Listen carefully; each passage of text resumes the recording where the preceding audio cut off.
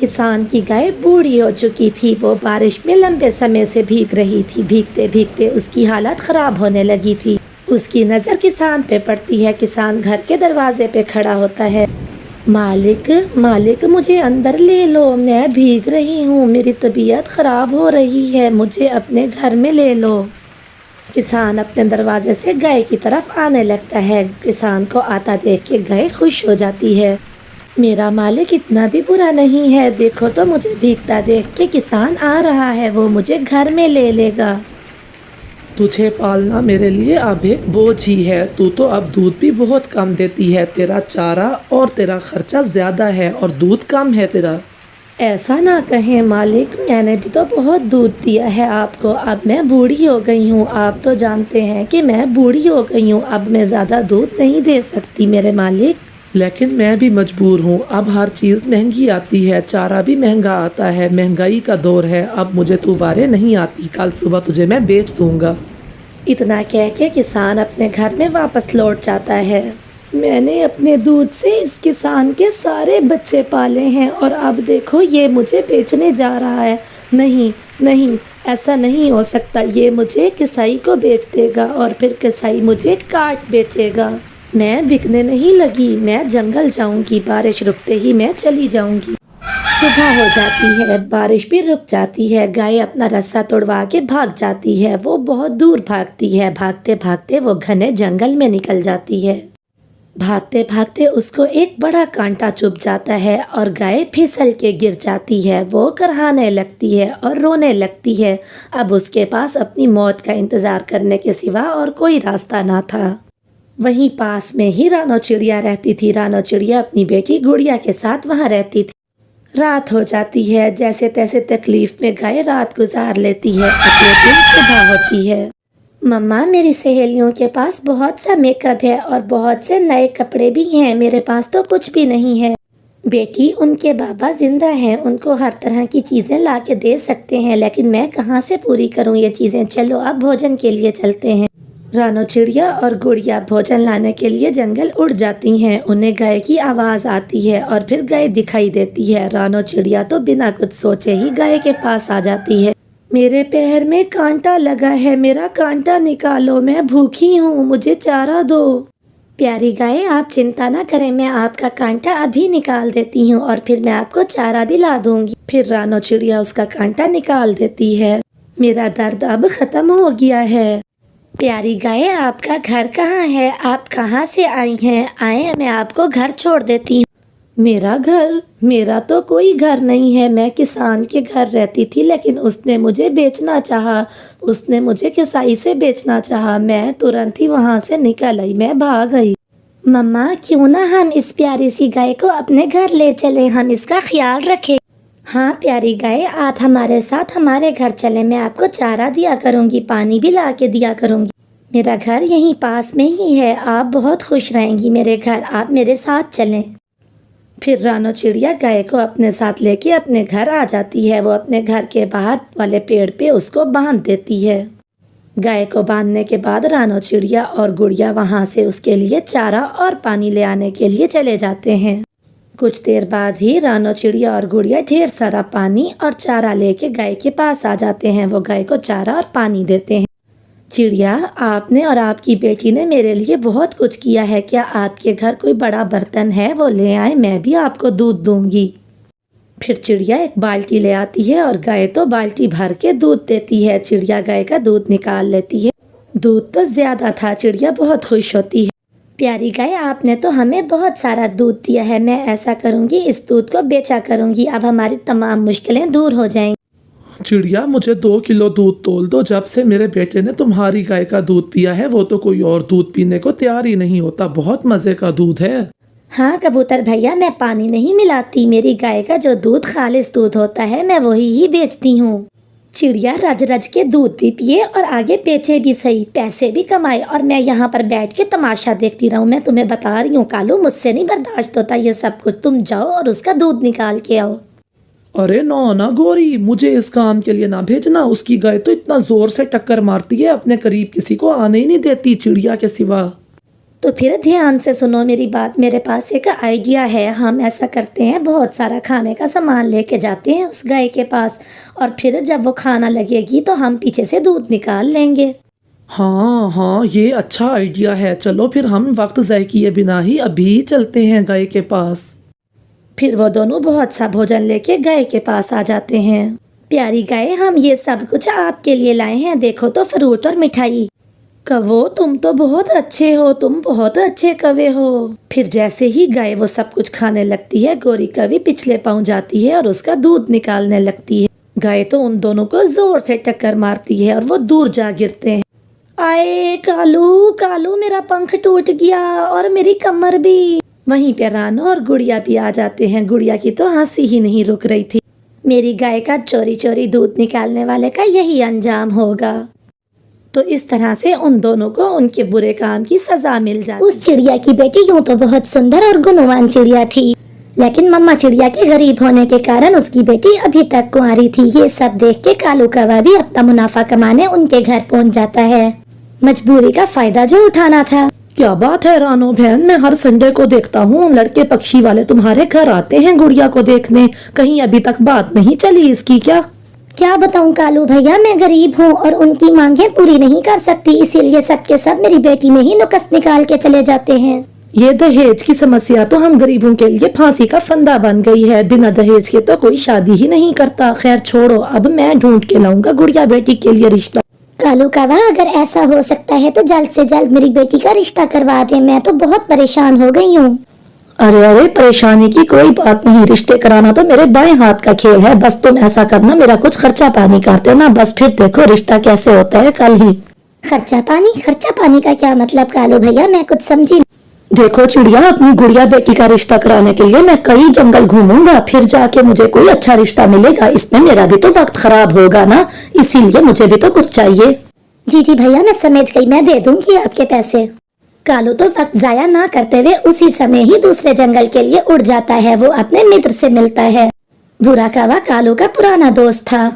हाँ यार कालू, एक पक्षी मेरे नजर में है, लेकिन वो ज्यादा अमीर नहीं है। बस वही तो चाहिए, इसी तरह का रिश्ता तो चाहिए, क्योंकि चिड़िया भी दहेज नहीं दे सकती। बस मुझे ले चलो इसी वक्त। बस फिर क्या था, कालू कौवा भूरे कौवे को लेके उसी वक्त रिश्ते वालों के घर चला जाता है। कालू कौवा जाते साथ ही सारी बात बताता है कि किस तरह चिड़िया गरीब है और गुड़िया किस तरह से अच्छी चिड़िया है। तो बस रिश्ते वाले फौरन मान जाते हैं। कालू कौवा तो रिश्ते वालों को लेके तुरंत ही चिड़िया के घर आ जाता है। हमें अच्छी लगी है, हमें आपकी बेटी गुड़िया बहुत पसंद आई है। अरे चिड़िया बहन, तुमने सुना नहीं? जाओ जल्दी से अंदर से मिठाई लेके आओ। मिठाई तो हम लेन देन की बात तय होने के बाद खाएंगे। क्या? लेकिन बहन जी, मैंने तो आपको बताया था कि चिड़िया गरीब है, वो दहेज नहीं दे सकती। हाँ, लेकिन एक फ्रिज तो हम जरूर ही लेंगे। एक फ्रिज ही तो है, और क्या मांग लिया हमने। ठीक है, मैं दे दूंगी फ्रिज, आप फिक्र ना करें। इतनी गरीब थोड़ी ना हूँ कि अपनी बेटी को एक फ्रिज ही ना दे सकूं। ये हुई ना बात। आखिर फ्रिज का ठंडा ठंडा पानी भी तो आपकी बेटी ही पिएगी, हमारा क्या, आज है कल हो ना हो। फिर चिड़िया मिठाई लेके आती है। लड़के वाले मिठाई खा के चले जाते हैं। रानो, तुमने जो ने फ्रिज का कह दिया, क्या तुम्हारे पास इतने पैसे हैं कि तुम फ्रिज दिला सकोगी अपनी बेटी को? हाँ कालू भैया, इतने पैसे तो मैंने जोड़े ही हुए थे। वो कौन सा ज्यादा मांगे कर रहे हैं, एक फ्रिज ही तो है। ये लें, पूरे 5,000 रुपए हैं। आपने इतना अच्छा रिश्ता जो कराया है।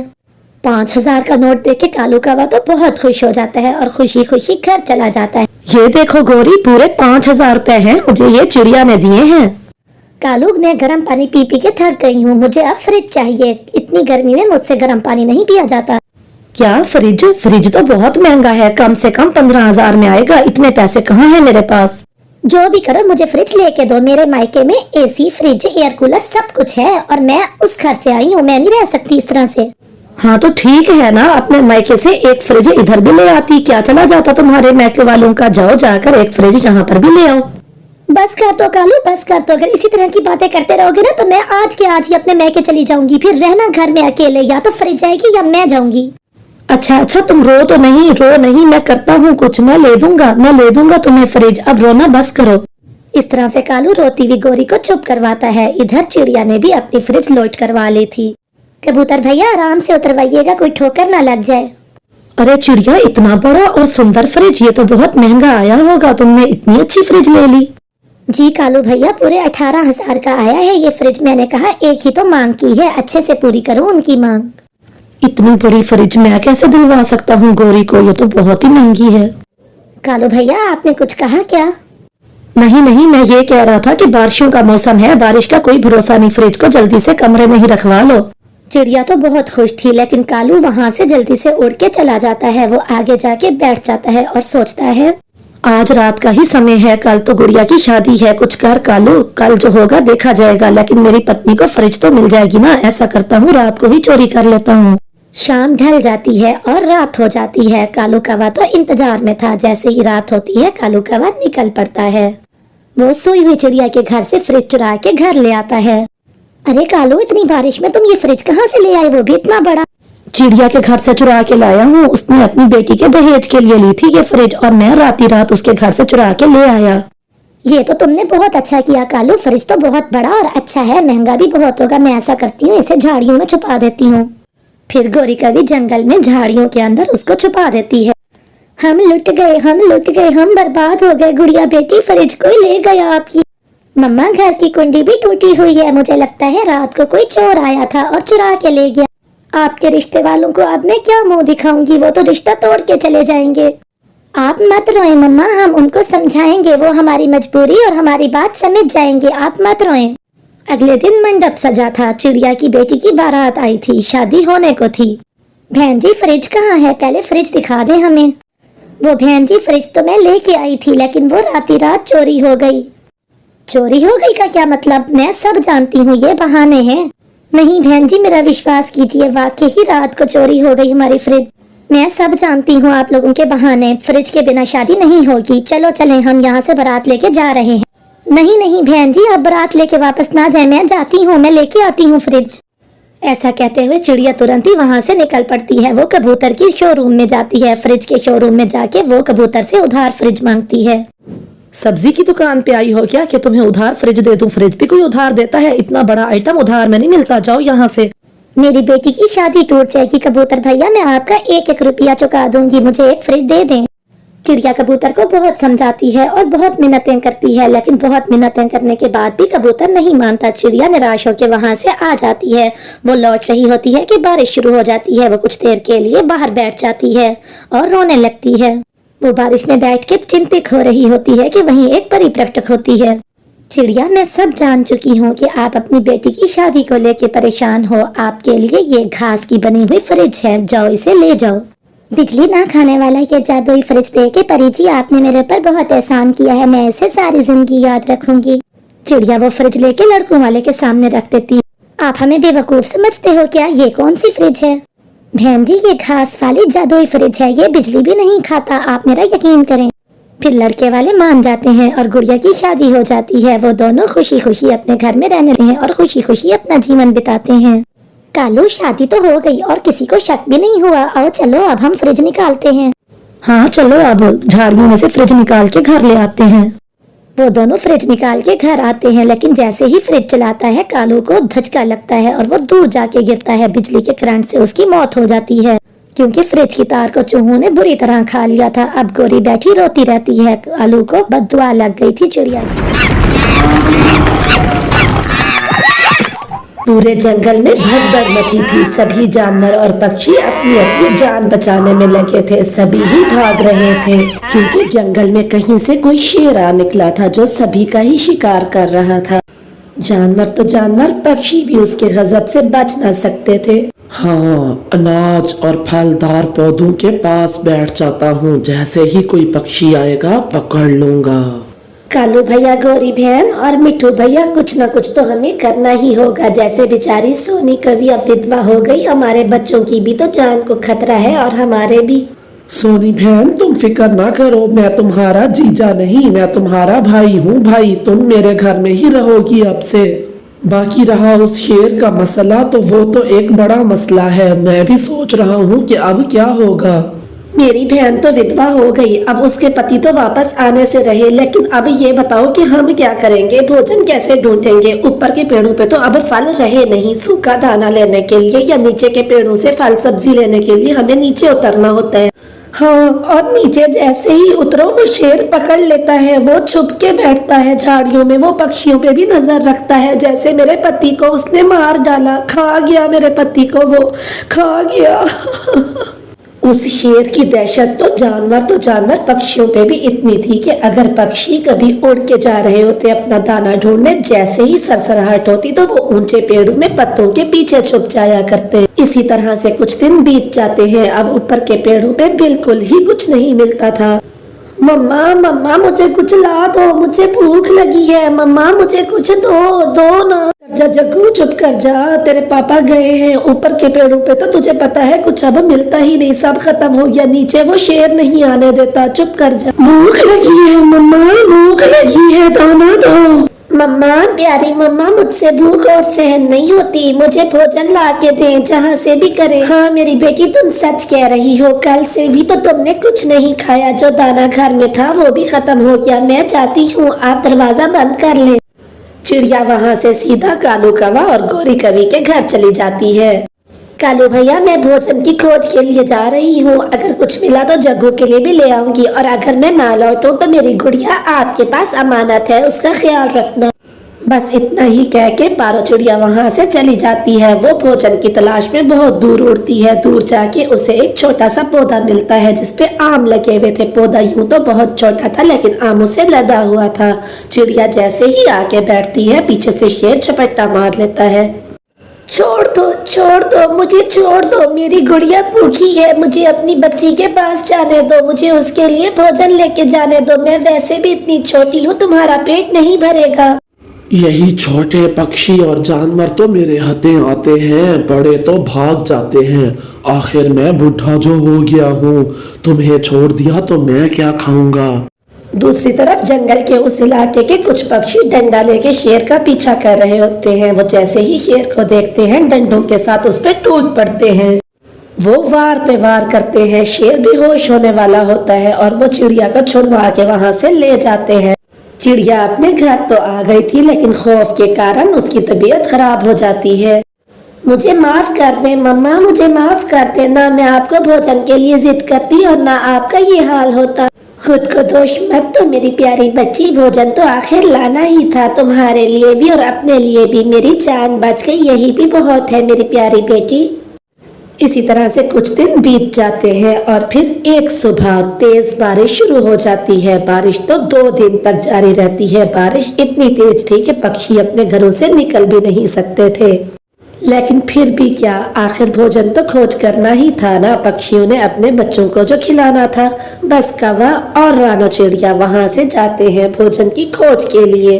वो बारिश में ही उड़े जा रहे होते हैं कि रास्ते में उसको शेर दिखाई देता है। तेज बारिश के कारण शेर बहुत बीमार हो गया था और वो चिल्ला रहा होता है। चिड़िया तुरंत उसके पास आ जाती है। शेर जी, आपको क्या हो गया? आपको तो बहुत तेज बुखार है। मैं भूखा हूँ और मुझे बुखार भी है और मेरे पास रहने की भी जगह नहीं। आप परेशान ना हो शेर जी, यहीं पर एक गुफा है, मैं आपको वहाँ छोड़ आती हूँ। फिर चिड़िया अपने घर से उसके लिए गरम गरम सेवियां लेके आती है। शेर बहुत खुश हो जाता है। मैंने तुम्हारे साथ इतना बुरा किया लेकिन तुम अपनी जान को जोखिम में डाल के मेरे लिए इतना कुछ कर रही हो चिड़िया। शेर जी, मेरी बड़ों ने मुझे ये सीख दी है कि कोई भी मुसीबत में हो तो हमें उसकी मदद करनी चाहिए, हमें सबके साथ भला करना चाहिए। सिर्फ तुम ही हो चिड़िया जिसने मेरे बारे में ऐसा सोचा। बाकी जवान शेरों ने मुझे अपने जंगल से भी निकाल दिया। मेरे परिवार ने भी मेरा ख्याल नहीं किया, उन्होंने भी मेरी परवाह नहीं की और मैं अपना जंगल छोड़ के यहाँ आ गया। इसीलिए मैं वैशी बन गया और मैं सभी पक्षी और सभी जानवरों को खाने लगा, पकड़ने लगा। अगर ऐसी बात है तो शेर जी, आप हमारे महाराज क्यों नहीं बन जाते? हमें एक महाराज की जरूरत है। मैं ऐसा करती हूँ, आज ही पक्षियों से बात करती हूँ। आपको भी वचन देना होगा, आप एक अच्छे महाराज बन के जनता का ख्याल करेंगे और आप एक अच्छे शेर बन के रहेंगे। शेर को ये कहने के बाद चिड़िया वहां से उड़ती हुई चली जाती है। अगले दिन वो सभी ही पक्षियों को इकट्ठा करती है और उनसे बात करती है। इस तरह से पक्षियों, हमें एक अच्छे महाराज मिल जाएंगे और उनको एक जंगल मिल जाएगा, अपना घर मिल जाएगा। हाँ चिड़िया कहती तो तुम ठीक हो, हमारे जंगल में कोई महाराज भी तो नहीं है, इसीलिए कोई ना कोई शिकारी जानवर आके हमारा शिकार करता रहता है और शिकारी पक्षी भी हमें बहुत तंग करते हैं। तो बस ठीक है, अगर शेर जी ये वचन देने को तैयार हैं कि वो हमारी रक्षा करेंगे तो मैं आज ही सभी जानवरों से बात करता हूँ। जानवर अगर मान जाएंगे तो सभी पक्षी भी मान जाएंगे। हम इन्हें आज ही महाराज बनाते हैं। सुबह हो जाती है। चिड़िया और कबूतर ने सभी जानवरों से बात कर ली थी। चिड़िया शेर के पास जाती है। उठे महाराज जी, सभी पक्षी और जानवर आपका इंतजार कर रहे हैं। क्या कहा महाराज? और मैं महाराज हूँ। चिड़िया तुम्हारा ये एहसान मैं कभी नहीं भूलूंगा। फिर चिड़िया शेर को लेके वहां से चली जाती है और वहां आ जाती है जहां सभी जानवर इकट्ठे हुए थे। जानवर और पक्षी महाराज के इंतजार में इकट्ठे हुए थे एक जगह पर। बस फिर क्या था, चिड़िया और शेर भी पहुंच जाते हैं।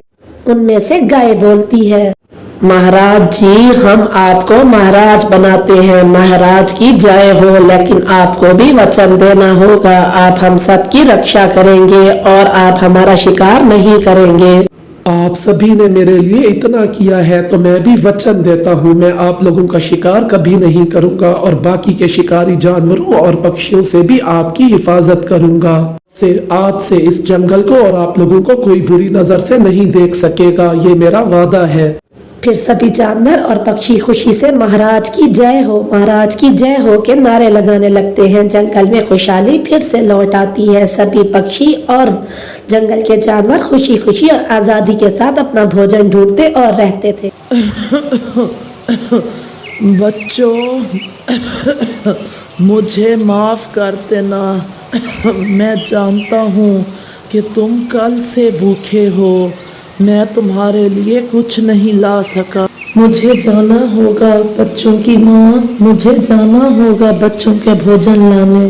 क्या हो गया कि अगर आप बीमार हो गए? आपने हमेशा हमारी सारी ज़रूरतें पूरी की हैं। अब जब तक आप बीमार हैं, भोजन मैं लाया करूँगी। बाहर तेज हवा है और बारिश भी बहुत है, आपसे नहीं होगा। एक माँ अपने बच्चों के लिए सब कर सकती है। बच्चों, अपने पापा का ख्याल रखना। मैं भोजन लाने जा रही हूँ। मम्मा, जल्दी आना, हम आपका इंतज़ार करेंगे। फिर मम्मा चिड़िया अपनी टोकरी उठाती है और बारिश में वो भोजन के लिए निकलती है। बारिश और हवा बहुत तेज थे। चिड़िया वापस चली जाओ, मैं उसी दिशा से आ रहा हूँ। उस दिशा में ना तो दाना है ना कोई फल। तोते भैया, फिर आप ही बताइए, मुझे कहाँ जाना होगा? मेरे बच्चे भूखे हैं और मेरा पति कल से बीमार है। ऐसी बारिश में दाना मिलना बहुत मुश्किल है, सब मरेंगे, सब भूख से मर जाएंगे। तोता ये सब कह के वहाँ से उड़ जाता है। तोता अपने दिशा में उड़ता है, लेकिन मम्मा चिड़िया हिम्मत नहीं हारती। वो फिर से उड़ती है। तूफान होने के कारण वो लड़खड़ाती है, वो गिरती उड़ती है, लेकिन वो हिम्मत नहीं हारती। उड़ते उड़ते वो किसान की बस्ती में पहुँच जाती है। किसान की पत्नी अपने बच्चों के लिए खाना बना रही थी। वो बांस के छपड़े के नीचे बैठी हुई थी। चिड़िया वहाँ चली जाती है। माँ जी, मेरे बच्चे भूखे हैं और बहुत तेज़ बारिश है। घर में खाने को कोई चीज़ नहीं है। कृपया करके मुझे कुछ खाने का दें। चिड़िया, मैं एक माँ हूँ और मैं जानती हूँ कि बच्चों का दर्द क्या होता है। एक माँ कैसे अपने बच्चों को भूखा देख सकती है। लाओ, अपनी टोकरी मुझे दो। फिर किसान की पत्नी चिड़िया से वो टोकरी लेके अंदर जाती है और फिर उसमें कुछ चीज़ें रख के वहाँ से वापस आती है। वो चिड़िया के लिए बहुत सा सामान लाती है। एक रोटी का टुकड़ा, कुछ दाने और एक फल मैंने इसमें रख दिया है। जाओ जाके अपने बच्चों का पेट भरो और जो बच जाए वो पड़ोसियों को दे देना। पड़ोसियों की भी मदद कर देना। चिड़िया के देख के बहुत खुश होती है और वो किसान की पत्नी का धन्यवाद करके वहाँ से उड़ जाती है। वो अपनी भरी हुई टोकरी को लेके बारिश के मौसम में वापस जंगल जाती है और फिर अपने घर जाती है। मैं ले आई, मैं अपने बच्चों के लिए दाना ले आई। मम्मा, ये फल आपको कहाँ से मिला है? ऐसे मौसम में सूखा दाना और फल, आज तो बच्चों की माँ जीत गई। ये सब मुझे किसान की पत्नी ने दिया है। मैं ये बाकी का दाना पड़ोसी कौवों को दे के आती हूँ। मगर मम्मा, बारिश के दिन है, ये दाना हमारे कल के काम आएगा। हाँ कुकू बेटा, लेकिन पड़ोसियों का भी तो हमें सोचना चाहिए ना, वो भी तो भूखे हैं, इसलिए ये दाना मैं उन्हें दे आती हूँ। फिर चिड़िया वो दाना लेके कौवों के घर पे आ जाती है। चिड़िया, मैं तो बहुत भूखी थी, ये दाना देख के दिल को सुकून मिल गया। चिड़िया, मैंने तो सुना है इंसान बहुत बुरे होते हैं, पक्षियों को हमेशा बहुत नुकसान पहुंचाते हैं। नहीं कवे भैया, इंसान बहुत अच्छे भी होते हैं। किसान की बीवी ने मुझे एक फल, सूखा दाना और रोटी का एक टुकड़ा दिया। अच्छा, अब मैं जाती हूँ, मेरे बच्चे मेरा इंतज़ार कर रहे होंगे। फिर मामा चिड़िया वहाँ से चली जाती है। कालू, चिड़िया की बच्ची रोटी और फल खुद खा गई और हमें देने आई सूखा दाना। जो मिला है उसे खा लो, ये सूखा दाना मरने से अच्छा है। पेट भरो अपना पेट। फिर कालू और गौरी वो सूखा दाना खा लेते हैं। दूसरे दिन गौरी कालू से कहती है, कालू जी, क्यों ना हम कुछ ऐसा करें कि जिससे ये चिड़िया किसान की पत्नी की नज़र में बुरी बन जाए और वो दाना और फल हमें देने लगे। उसके लिए हमें कुछ न कुछ करना होगा।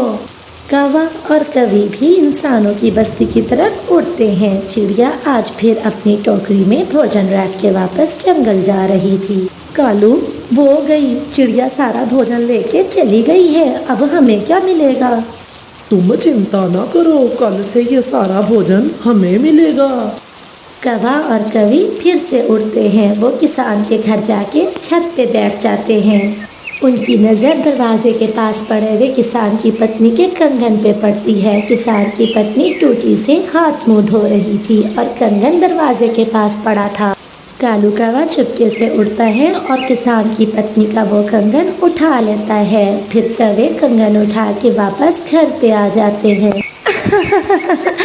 कालू जी, अब बनेगी चिड़िया चोरनी और किसान की पत्नी उसको दाना तो क्या अपने घर के पास भी नहीं आने देगी। बच्चों की माँ, अब मौसम ठीक है और बारिश भी रुक गई है, कल से हम दोनों जाएंगे भोजन लेने।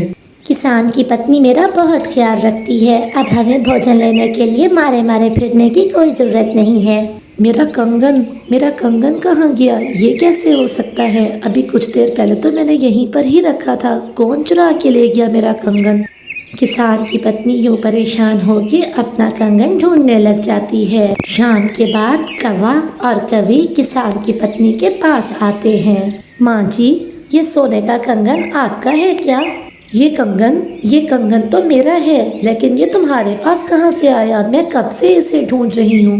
वो है ना चोरनी चिड़िया, उठा के ले गई थी तुम्हारे घर से ये। मैंने देखा तो छीन के ले आई उससे। माँ जी, हम बहुत अच्छे कवि हैं, हमसे बुरे काम नहीं देखे जाते। वो चिड़िया ऐसा भी कर सकती है, मैं सोच भी नहीं सकती थी। मैंने बारिश में उसकी मदद की, उसे दाना दिया, फल दिया, लेकिन उसने मेरे साथ ही ऐसा किया। उसने मुझे धोखा दिया। कल अगर वो यहाँ आए तो उसे भगा देना, लेकिन माँ जी उसके आगे मेरा नाम ना लेना। जैसी भी है तो पड़ोसन है वो मेरी। मैं उसे कोई बात नहीं करूँगी। दूसरे दिन जब चिड़िया किसान के घर आती है तो किसान की पत्नी उसे सीधे मुंह बात तक नहीं करती। माँ जी, क्या बात है? क्या आज आप मुझे भोजन नहीं देंगी? तुम्हारे जैसी चोरनी से संबंध बना के मैंने बहुत बड़ी गलती की। चिड़िया, चली जाओ यहाँ से, मैं तुमसे बात नहीं करना चाहती। माँ जी, ज़रूर आपको कोई गलत फहमी हुई है। मैं जिस थाली में खाऊंगी उसी थाली में छेद क्यों करूँगी भला? ऐसे चिड़िया रोते हुए वहाँ से चली जाती है। थोड़ी देर बाद कौवा और कवि अपनी टोकरी लेके वहाँ आते हैं और किसान की पत्नी से मीठी मीठी बातें करने के बाद उससे भोजन लेके वहाँ से चले जाते हैं। कालू, हमने कितनी चालाकी से किसान की पत्नी का कंगन चुरा के चिड़िया को चोर बना दिया। हाँ, और अब किसान की पत्नी हर रोज हमें ही भोजन दिया करेगी। मिट्ठू तोता पीछे के पेड़ पे बैठा अमरूद खा रहा था। वो सारी बात सुन लेता है। ये कौवे बहुत बुरे हैं, हमेशा दूसरों से जलते रहते हैं, लेकिन मुझे किसान की पत्नी को सारी बात बतानी होगी। फिर कौवा कबूतर और बुलबुल को लेके किसान की पत्नी के पास जाता है। फिर मिट्ठू तोता उसे सारी बात बताता है कि कैसे कौवे ने उसका कंगन चुराया और चिड़िया को उसके आगे चोर बना दिया। माँ जी, आप उस चिड़िया पे शक न करें, वो चिड़िया तो बहुत दयालु चिड़िया है। उसने हमेशा मुश्किल में हम सब की मदद की है। मैंने बहुत बुरा किया जो उन कौवों की बातों में आके चिड़िया से नाराज़ हो गई। फिर किसान की पत्नी चिड़िया से अपने किए की माफ़ी मांगती है और फिर जब सवेरे भोजन लेने के लिए आते हैं तो किसान की पत्नी डंडा लेके उनकी अच्छी पिटाई करती है और उन्हें भगा देती है।